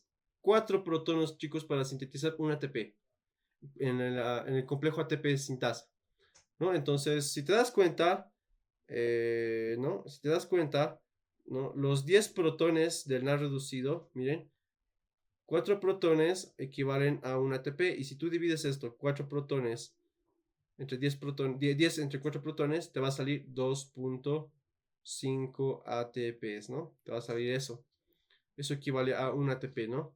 O sea, está, una reducido, chicos, una reducido, 10 protones, equivalen a 2.5 ATPs. Si haces el mismo cálculo para el FAD reducido, es diferente. Miren, veamos el camino del FAD reducido, súper rápido. El FAD reducido se convierte, atención, se va a oxidar, ¿no es cierto? Y ese electrón que queda de él pasa a la coenzima Q, ubiquinona, pasa al complejo 3, al citocromo C, pero antes. El complejo 2, miren que no bombea nada. Miren que el 2 no bombea nada. El complejo 2, chicos, se lo conoce como succinato deshidrogenasa. ¿Te recuerdas? La succinato deshidrogenasa es la que convierte el succinato, perdón, sí, el succinato en fumarato. ¿Te recuerdas? Esa mera. De hecho, el complejo 2 es parte del ciclo de Krebs. Bien, porque como les dije, convierte el succinato en fumarato. Y no bombea nada. Entonces no sirve de nada esta parte. Cuando llega al complejo 3, sí, se puede bombear, miren, se bombea de la misma manera 2 protones. Cuando llega al complejo 4, lo propio, se bombean 4 protones. En total son 6 protones, no 10. ¿No? Entonces, si divides 6 protones y tú sabes que aquí tienes 6 protones, ¿no? Y tú sabes que 4 protones equivalen a 1 ATP, entonces si divides eso te va a salir 1.5 ATPs. Es por eso que el FAT reducido equivale a 1.5 ATPs, ¿no? El FAT reducido, FAT reducido. Ahí está, chicos, ahí lo tienen. De ahí vienen todos los cálculos, ¿bien? Bien, ahora hay que ver inhibidores, ¿bien? Inhibidores, se los van a preguntar, chicos, hasta el fin de todos de todos los exámenes, ¿bien? Entonces, en cuanto a inhibidores, ¿qué es lo que deben tener en cuenta? Inhibidores de la glucólisis, inhibidores del ciclo de Krebs, e inhibidores de la cadena de transporte de electrones y desacopladores de la fosforilación oxidativa. ¿Sí? Es lo que deben tener en cuenta. Vamos con los inhibidores de la cadena de transporte de electrones, ¿bien? Por si acaso, hay una tabla completa de eso en las tablas de segundos dote, ¿bien? Lo van a revisar. Vamos con los de la cadena de transporte de electrones. Los inhibidores del complejo 1. Bien, entonces, primero, uno de los más importantes, chicos, es la zotenona. Bien, inhibidores. Estamos viendo inhibidores de la cadena de transporte de electrones. Del complejo 1 son la rotenona. Bien, ¿cómo te vas a recordar? Rotenona. Ona de one. One. Bien, zotenona de one. One, haciendo alusión a la cadena de transporte de electrones. Bien. Mucho ojo con eso. Después aquí tenemos barbitúricos como el amobarbital, por ejemplo. El amobarbital. ¿Sí? Y la metformina. Este es un hipoglicemiante oral, antidiabético oral. Bien. Es de hecho la primera línea de tratamiento de la diabetes. Aquí. Bien, metformina. Pero llega a causar como tal una gran inhibición cuando hay sobredosis. Generalmente a dosis normales no provoca mayor problema. Bien, amorbital y rotenona, no te olvides. Inhibidores del complejo 1. Inhibidores del complejo 2, chicos, súper rápido. Inhibidores del complejo 2. Aquí solo tenemos uno de importancia que es el malonato, no te olvides. El malonato lo inhibe, bien. El malonato. Bien, el complejo 3, bien, el complejo 3 es inhibido, atención, por la antimicina A, bien, por la antimicina A, mucho ojo. Complejo 4 es inhibido por todo casi, mentira, no todo. Por ejemplo, tenemos al monóxido de carbono, que es uno de los más importantes, el cianuro, sí, hay otros que lo inhiben, también como la ácida de sodio, pero ya son más rebuscados, ¿no? Lo que tú debes recordar es monóxido de carbono y cianuro. ¿Por qué? Estos dos, sí, se encuentran generalmente en los chaqueos, en la quema de árboles, quema de madera, bien, entonces, también son lo que sale por, ¿no? De los tubos de escape de los automóviles, bien, etcétera. Entonces, es muy importante saber eso, bien, porque tú sabes que el cianuro, si el cianuro, bien, tiene un efecto, ¿no es cierto? En la hemoglobina puede formar cianohemoglobina, bien, el monóxido de carbono puede formar carboxihemoglobina, ¿no es cierto? Y puede reducir la afinidad del oxígeno hacia la hemoglobina, ¿no? Porque es muy potente, es mucho más afín a la hemoglobina que el mismo oxígeno. Puede provocar hipoxia, ¿no es cierto? Y todo eso. Mucho ojo con eso, chicos. Mucho ojo con eso. Bien, bien. Otra cosa son los desacopladores. Bien. Los desacopladores pueden ser fisiológicos, ¿sí? O pueden ser sintéticos. ¿Cuáles son los fisiológicos? Por ejemplo, la T4, la T3. Las hormonas tiroideas, chicos, pueden desacoplar la fosforilación oxidativa. Desacopladores de la fosforilación oxidativa. ¿No? Las hormonas tiroideas. Otros, por ejemplo, los ácidos grasos de cadena larga, por ejemplo, pueden hacerlo, pero hay mucho debate ahí de si sí o no. Y otros que son el más importante, la termogenina, chicos. La termogenina. Ahorita vamos a colocar el ejemplo de un desacoplador para ver qué es lo que significa, ¿bien?